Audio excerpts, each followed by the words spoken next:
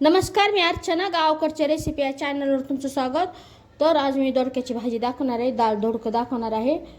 तर माझी पद्धत दाखवणार आहे, कोणती डाळ वापरणार आहे. तर पूर्ण व्हिडिओ पहा. रेसिपीला सुरुवात करूया.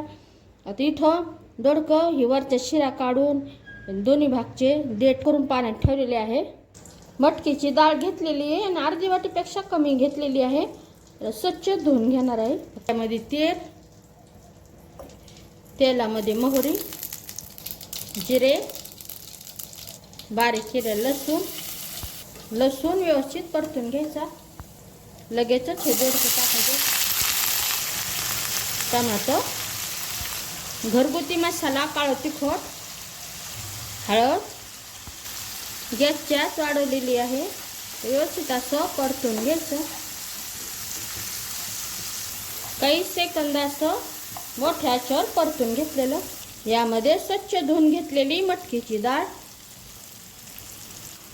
यामध्ये एखादा चमचा भाजलेला शेंगदाण्याचा कूट टाकल्यानंतर व्यवस्थित असं परतून घ्यायचं, मिक्स करून घ्यायचं.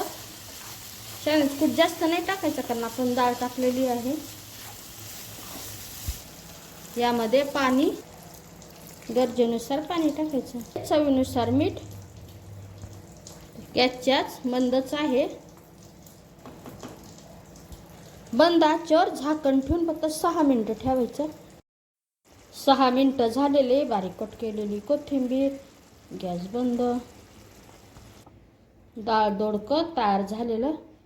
मटकीची डाळ यामध्ये मटकीची डाळ वापरल्यामुळं खमंग अशी भाजी लागते चवीला आणि स्वाद एकदम मस्त असं सुगंध येत आहे.